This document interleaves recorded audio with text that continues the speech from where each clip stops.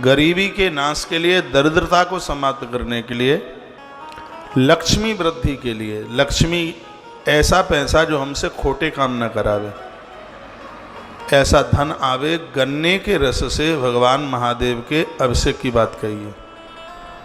लिखा है इक्षुर सेन चाह श्रिया इक्षुर। इक्षु कहते हैं ईख को, ईख का रस, गन्ने का रस जो ये आपके अभिषेक हुए हैं, इसमें बहुत गन्ने के रस से अभिषेक कराया गया। ये आप देख रहे हैं, गन्ने के रस से अभिषेक किया गया और ये सब प्रमाणित बातें हैं।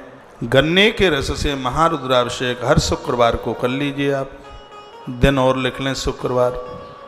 शुक्रवार के दिन गन्ने के रस से महामृत्युंजय मंत्र का संपुट लगा करके रुद्राष्टाध्यायी में ये आप गन्ने के रस से गरीबी का नाश कर देगा। ये महारुद्राभिषेक गन्ने के रस से, इक्षु रस नाम है दूसरा इसका।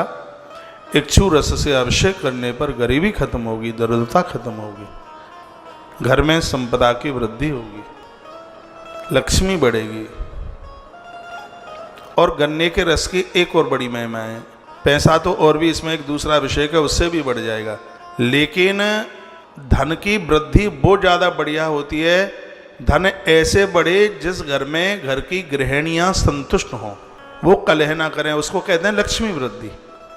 लक्ष्मी वृद्धि का अर्थ एक होती है धन वृद्धि और एक होती है लक्ष्मी वृद्धि। धन वृद्धि में तो सिर्फ नोट ही बढ़ेंगे, लोग अलग अलग हो जाएंगे, चूल्हा चौका अलग अलग हो जाएंगे, क्योंकि पैसा आता है तो सबसे पहले लोग अलग होते हैं। लेकिन यहाँ लक्ष्मी वृद्धि की बात कही जा रही है कि सब लोग संगठित हों और संपत्ति बढ़े, उसको लक्ष्मी वृद्धि कहते हैं। तो एक गन्ने का रस है, ये आपके परिवार को ज्वाइंट रखता है, सम्मिलित रखता है, कहीं किसी के मन में ऐसा दुर्व्यवहार नहीं होता। गन्ने के रस की इतनी बड़ी महिमा है, इससे श्री की वृद्धि होती है, इससे वैभव बढ़ता है। ऐसा लिखा हुआ है श्रिया इक्षुरसेन च मध्याजेन धनार्थी स्यान मुमुक्षु तीर्थवारिणा। घर में कोई वृद्ध हैं, बुजुर्ग हैं, प्राण नहीं निकल रहे हैं और बहुत कष्ट में हैं, बहुत परेशान में हैं।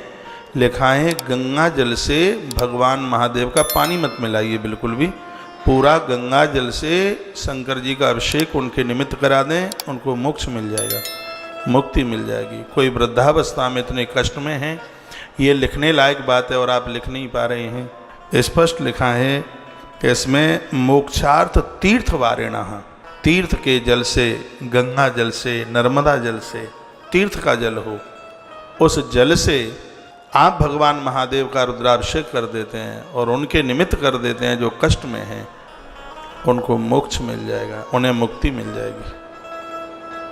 कभी हफ्ते में, 15 दिन में, 1 महीने में आप प्योर गंगा जल से अभिषेक करें, उसमें कुछ भी नहीं डालें, यहाँ तक कि दूध भी नहीं डालें, सिर्फ गंगा जल से। हर महीने में कोई एक दिन भगवान महादेव का अभिषेक तीर्थ के जल से कर लीजिएगा, तो संसार में रहते हुए संसार का कोई बंधन आपको बांध नहीं सकता। इतना बड़ा प्रभाव है तीर्थ जल से अभिषेक करने पर। ये कीजिए। कभी गंगा, हमने तो यहाँ तक पढ़ा है कि कोई गंगा जी नहाने को जाता है, गंगा जल लेके नहीं आता तो गंगा स्नान का फल ही नहीं मिलता। भले ही 100 ग्राम गंगा जल लेकर के आए, गंगा जल लेके आए। हमने यहाँ तक पढ़ा है कोई तीर्थ यात्रा जाते हैं और तीर्थ यात्रा से घर के लिए प्रसाद लेके नहीं आते तो तीर्थ यात्रा का फल नहीं मिलता।